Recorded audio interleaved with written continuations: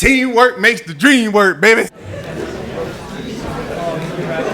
So we both drive Teslas. That's not like a.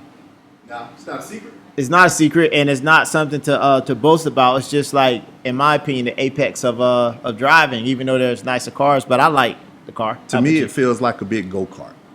Like a big old go-kart. Like a big old electric go-kart. The bumper cars used to ride. That's what it feels like when I get in it.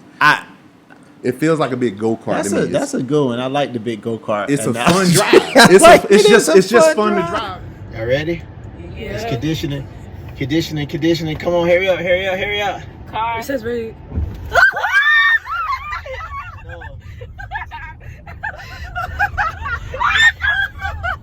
That wasn't it. Now I'm just gonna ease into it, okay? I'm not gonna cause it's gonna spin, all right? Then it's gonna take off, okay? It's gonna spin. Yeah, it's gonna spin.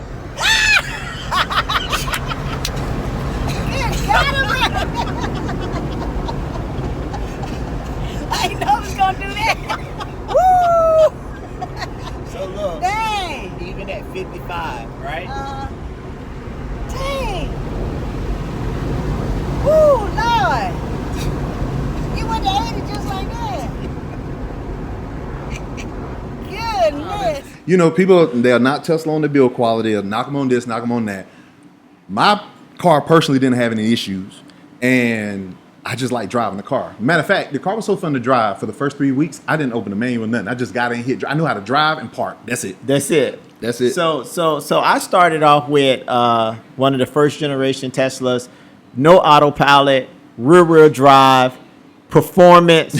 I mean, getting sideways. Early adopter, ladies and gentlemen. Yes, early adopter. So about getting sideways at 40 miles an hour, stump the gas, and the car would get sideways, and then it catch traction and literally take off. But now going into the newer ones with this autopilot, what you think about that?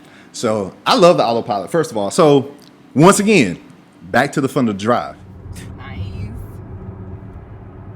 All right, so, you prepared for it? Don't touch it. Let's see. Okay.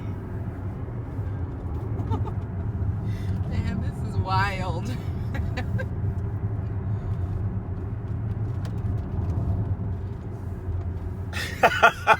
What you think about it? Ooh. Now you can take it over. You can hit the brake. Hit the brake. Okay. And now you're in control. Okay. Now you drive. Whoa. What you think about that one? That was intense. Take some keys. I rarely use autopilot. I'll be honest. Now, when stop and go traffic, love it. If I'm gonna be there for a while, hit it on smooth, don't have to worry about it. But folks like to use it on road trips. If I got an hour or two to drive it on the highway, I'm probably gonna be driving myself because I just like, especially on the Texas toll road, you can get up to 85. Yeah, that's true. I mean, that's kind of fast for. I let autopilot drive around 70-something, 75 miles an hour before. I've done autopilot at Higher speed. at higher speeds. One of the shocking things about autopilot that impressed me, so for those that don't know about autopilot, there's different versions. My car has a different version of autopilot than his car. Yeah. I have autopilot that's built by GPS, and I think yours is mostly cameras. Yeah, mine's mostly cameras, and the Y has a little bit more than the S does. Because remember, it's 2 years newer. That is true. But one of the things I realized, it was storming rain, it was zero visibility, and I put it in autopilot mode, and I was shocked on how accurate the car was still able to navigate the puddles, the storming rain, zero visibility, and I was like, this is a benefit for autopilot right here. Even though I'm sure they probably wouldn't recommend that I did that. Oh, of course not. That didn't happen. But so what is you've owned a Tesla a lot longer than I have. I've only owned a Tesla for like 2 years. Okay. What is your number one thing? Having owned it so long, what is now your number one thing that you like about driving your cars? To get in them and then go feature. Just getting in it and go. No worrying about oil change. Because look, true story, we had a Hyundai Genesis and my wife, we didn't check the oil. I think she was driving it. I'm not blaming her. And like, she's going to check the oil. But I remember we missed the oil change. And I remember when we took it up there to get the oil change, it was kind of already clogged up. And we were only like a month or so over the oil change. and it's just that car burned hot, and it was like cooking the oil, and so we had close chance to like baking that engine, and just that house of, okay, I got to go get the oil Yep. change. Okay, I got to do this. The only fluid we put in the Tesla is windshield wiper fluid. So I love being able to hit the button and it's going. Just Yeah. like with my lawnmower. Hit. Man, I got so tired of pulling that handle one time.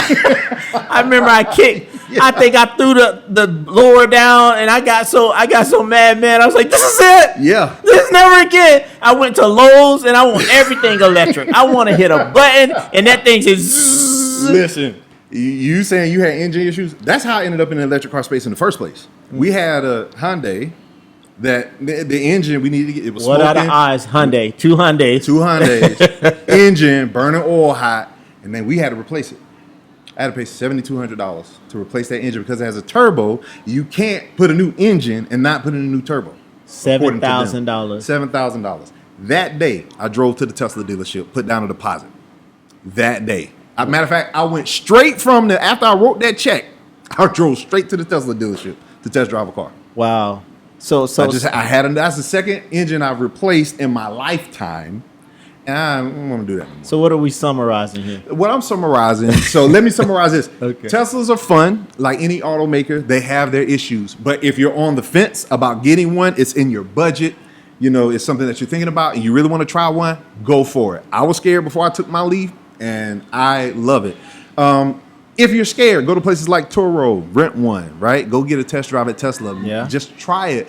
And don't listen to all the news because different strokes for different folks, right? Yeah, for And sure. So if you like it, you like it. So that's basically what I'm trying to say. If you want one, go try one. For me, I don't know if it's hard to go back to gas. For me, we haven't been to a gas station in years, and just the liberty of being able to pull up to your house, to charge up, to plug up, driving around town, especially if you're doing just a lot of city driving, no gas, no fees, no nothing. So the expense. So I think if you could buy one used, I think that would be the ideal entry to get a used one, because what you would pay monthly and what you would be saving from a gas vehicle, I think and just the total experience. And plus, electric cars are safer to drive when it relates to impact and all that collision. Man, So let's not sit here for an hour on something we ain't gonna release. that's true. You never know.